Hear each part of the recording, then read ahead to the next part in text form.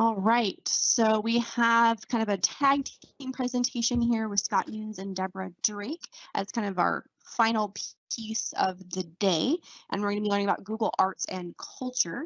So I believe Deborah is up first. So Deborah, if you want to go ahead and come off mute and take it away. All right, hey, good afternoon, guys. So we're going to go on some field trips. So here we go. This is Google Arts and Culture, and creativity takes courage. So let's go to the next slide.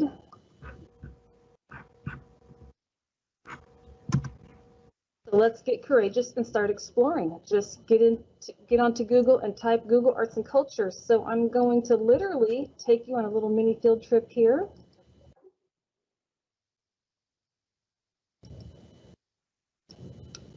And I'm going to pretend that you guys are my students. And so you just get onto Google and you Google Arts and Culture, okay? So hopefully those phones are put away right now, my eyes. I'm looking at you guys. Look at the screen. And here it is, Google Arts and Culture, and they have Explore, Collections, Artists, Play with Arts and Culture, 360 videos. So since I'm an art teacher, I'm just going to go right here to Artists real quick because I know we have Scott Nunes is going to share. And I like to scroll on down, and we can just scroll down here and watch these come up real quick.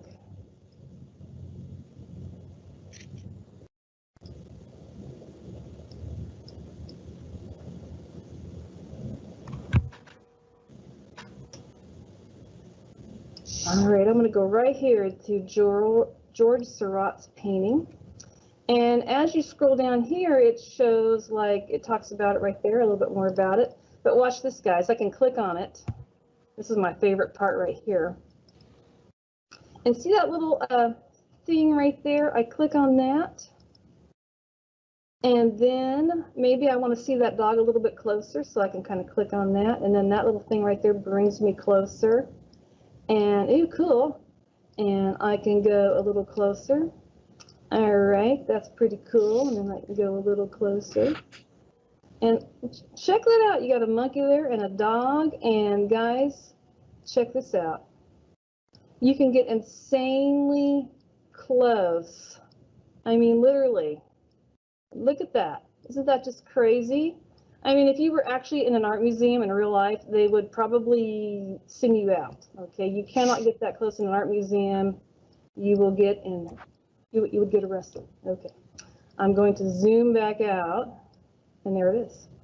So my students can get on there and play around with that, and it has the title, it has the art museum that it's located at.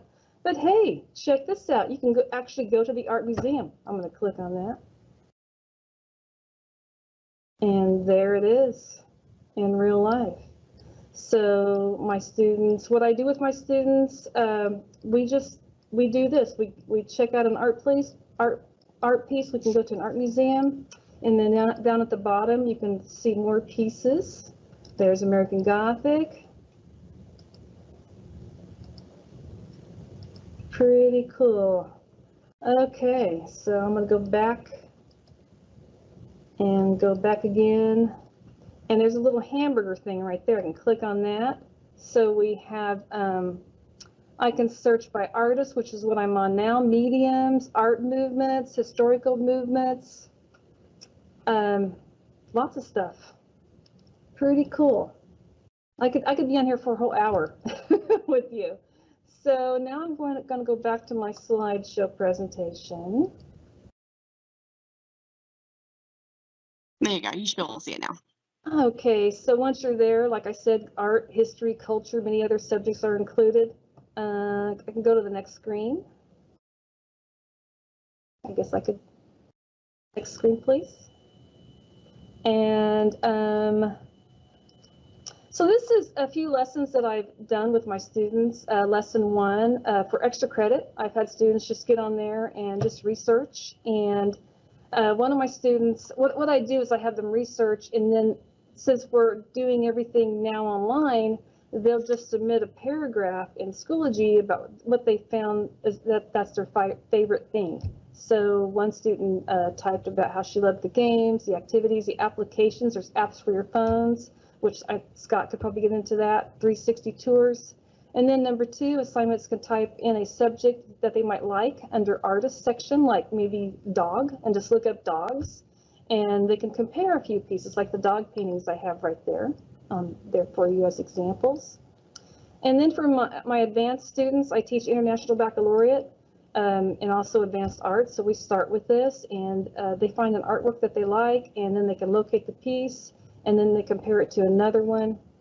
And but it must have, like, if I can even read today, compare with similar subject matter, but the 2 pieces must be from different cultures, eras, and possibly mediums.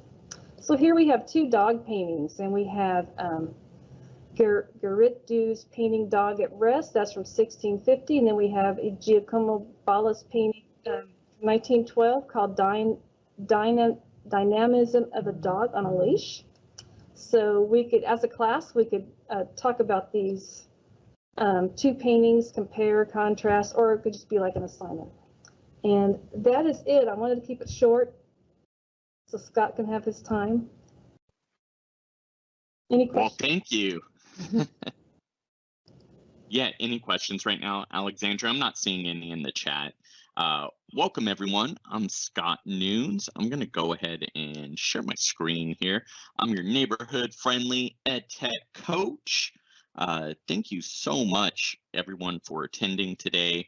I'm super excited to go ahead and share this out. So essentially, when you go right to Google Arts and Culture, this is the first thing you're going to see, and I invite you all to join me on there. I threw the link in the chat, and let's embark on a voyage with Google Arts and Culture. It's pretty cool. I'm going to tear through this next set of slides, and I want you to focus on the details. What do you notice? So think about things like what stands out to you. What's your favorite piece? Think about what I might be doing from the educator-teacher perspective. So there are going to be some things that I'm modeling as a great example, some things I'll be modeling as a non-example. So think about those, and don't be afraid to paste them in the chat, and we can share those out to everyone. So here we go. And like I said, I'm going to be just ripping through these. See if you can find a common thing among all of these items here. So that was fast, right? And I didn't give you any names of any of the pieces. So speaking about non-examples, that would be something you wouldn't want to do when you're in there, but definitely asking something small like what stood out to you, just basic observational things. If you have something that stood out to you, please throw it in the chat. Something else you could kind of scale up. How did movement shape your perspective? So me going through those slides fairly rapidly, about 1 to 3 seconds per slide. What stood out when presenting that way, rather than spending an elongated amount of time per slide? And essentially, what unites this collection? So if you put the right answer in the chat, first person, there is something that unites all of these pieces. I'll check the chat towards the end and see who the winner is, and I'll give you a free Schoology shirt. I'll have it delivered to your site. So let's get ready to go live. I'm going to reshare my browser here.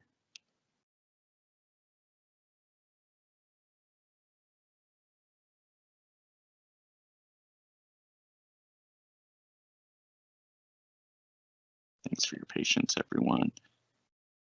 And so right here, you'll notice I'm on the Google Arts and Culture site. Some things I want to point out real quick.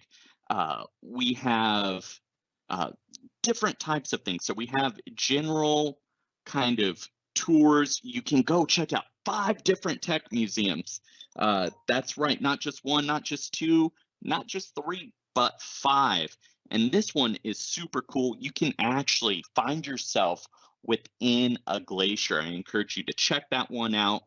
I know I'm getting close to time, but I do want to point out they don't have just VR experiences within here. They also have machine learning. So this activity right here is pretty cool. I'm not very musically inclined, but I was able to create my own opera. So that's pretty cool. When we share out the slide deck, you can go ahead and check out my example there. And then lastly, we have artificial intelligence with this game. So using AI or artificial intelligence, you can guess which came first. And I recommend similarly to what Deborah said, start small and then scale up with your students. And this is something to where you can do it across all content levels. So I'll go ahead and end right there. This is something that has something for everyone in all content areas and all grade levels too. And if you need help or you want to do your own tour, reach out. I'm Scott Nunes, and I put my email in the chat. Thank you, everyone.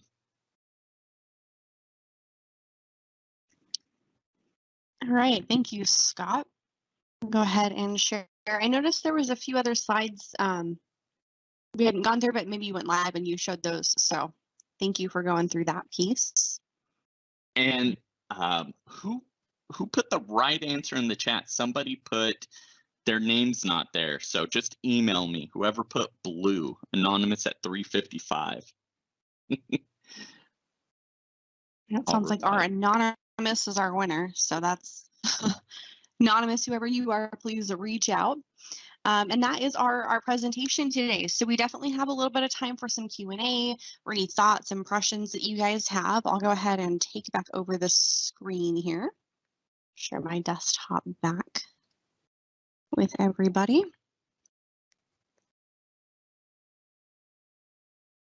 Yeah, let me know if you want me to go into those other slides. Sorry, we were at the 10 minutes. I wanted to make sure I didn't go over. Okay, we had a little bit of a cushion. So if there was anything else you wanted to go over, Scott, before we kind of open up for Q&A. Yeah. Do you mind if I actually just reshare and do that? No, go for it. Go ahead. Okay, I'm gonna totally over. do that. Thanks for hanging in there, everyone.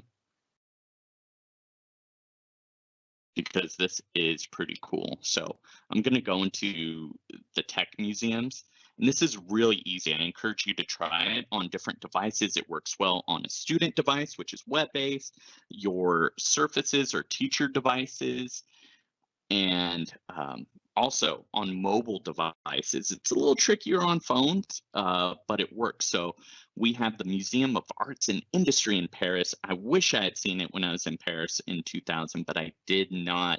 And like Deborah said, if you get too close to a painting, there will be armed guards ushering you out. I know from personal experience, they did let me stay, but I believe they did point an M16 at me. So be careful when you're visiting real art museums. But what's really neat is you can just go to these, and I click down and I have these movement controls, and I can just go around and explore. I'm going to turn and check out this area. Now I can't get as close as Deborah got in these to where I can really see the texture of stone, but I can get fairly close and maybe even closer and get a better view than I would get in person. Unless you're getting a private tour when there aren't too many people, this is really nice, and the navigation is really easy. My younger children can navigate through this. Basically, if you can click, you can do it. You know, it might take a little bit. I can get really close to this plane over here, which is pretty cool, and look underneath the plane. Let's see if it'll let me now. And I can see all the wood paneling on this plane, which I was fascinated with as I was preparing for this presentation. So, I mean, how cool is that? You can really see all the idiosyncrasies of this. I'm going to go ahead and go back and jump into another turn, or tour, not turn, pardon me. And this one's really neat. So that last one showcased an immersive VR experience so you could walk around. This one utilizes 360 video, meaning in this video experience here, I can go ahead and just look around, and the people are moving in this. And then it actually tells the story. I forgot to share my audio, but I can hang out right here in this crevasse here. And this kind of freaked me out initially because I would never be brave enough to do this in real life. But something I find fascinating and a lot safer. And I tried to look down. You can see the camera person's body here. So they have a 360 camera on top of their head. But when I looked down, it was a little scary. You can see the abyss. And I want to showcase the AI here. This is pretty cool. So this game adapts based upon how many people play it, is my understanding, and it's part of the Google Arts and Culture experiment. And you can skip the intro. Essentially, the way it works is you choose which comes first. I'm going to skip the intro, so I'm going to just play a couple rounds of these, and it gives you a score. If you ever have a few minutes at the end of a lesson, this is a great thing to do. It's fun, exposes students to AI, artificial intelligence, and art and culture. So doing pretty well so far, and they can compete. You can give away a prize if you'd like, something small, like a, if there's like a PBIS reward system at your site, that's really neat. There are also some other tours down here which are pretty cool. And right here in this blue section, this color section, that's where I grabbed all those blue paintings. So if you have something that you want to grab that, is dependent upon color, you can come grab it there. And there are embedded lessons that you can do in there, games. You can also come up here to the top and do a search for specific things. So if you have a special content area, you can do it. And I want you to think not so much about what you and your students can consume, but what you and your students can also create. How can you give back and go from content consumer to content creator, and switch things up. So I want to leave you with one lasting idea. Yesterday, we had the Ides of March. So any of you ELA fans or teachers out there, here's a bust of Julius Caesar that I 3D printed. And he has 13 gaping wounds in his back to symbolize what happened to him in that famous scene, Act 3 in Shakespeare's Julius Caesar, where he was stabbed. And then for Hey, our Scott, can you show that bust one more time? Your camera feed wasn't on. There you go. Oh, thanks. Sorry. So we have Julius Caesar here, and as I rotate, he has his wounds here, and this is a pencil and pen holder. Pretty cool, great conversation piece, especially around this time. And then for the kiddos, the younger elementary kiddos, we have an articulated shark here. So you could talk about skeletal structures. You could talk about reverse engineering, design thinking. How would you create something like this? Believe me, if you can dream it, you can do it. It's a lot easier than you think. And you don't necessarily have to have a 3D printer. You can use a tool like Tinkercad to create this. Or if you want to keep it fun, right, you can bring in some pop culture, like this Rainbow Thanos here. And then just because not everybody may be, in person with us, think about mailing home some STEM items. Like if you visit a museum like the Field Museum, how about you create some quick little stubs and tickets and share those out, mail those home. So that's it.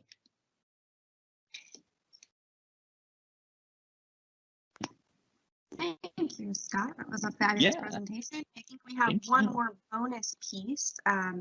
Matthew Ketchum, you had one more little tidbit you wanted to share with the group, correct? Yeah, I really liked Scott, the creator piece. And one other item to share, I'll share my screen, is in the chat is a link to Learn with Google Arts and Culture. And this is fairly new in the last month or so. And in this is a lot of resources for the teacher. So a lot of things that you saw that Deborah was showing and Scott were showing with the website, you can come here and you can get lesson plans. And these lesson plans are very detailed for different links, different activities, different things to have the students do, which I really like. Even has a curated list that you can go through for those field trips. And if we scroll on down, they have what I really like, not just the 360s, not just the field trips to transport you anywhere, but this, applied digital skills. So this is taking those really great engaging lessons that we have within Google Arts and Culture, but also utilizing digital skills as well for students. So here they're not only learning about space and the space shuttle, but it gives them an activity for creating a presentation of what they learned in Google Slides. Here creating their own quiz questions based on what they learned of the Palace of Versailles. Even creating a scavenger hunt within Google Slides. So this is not just learning about the topic, but they're actually doing the creator piece, as what Scott said, and applying their digital skills and computer skills with that same activity. And this link is also within our chat. Thank you, Alexandra. Thank you, Matthew. All right, so lots of good information today, ranging from arts and culture to local field trips to things all around California. So hopefully you found some tidbit or nugget that interested you and you're interested in sharing with your class.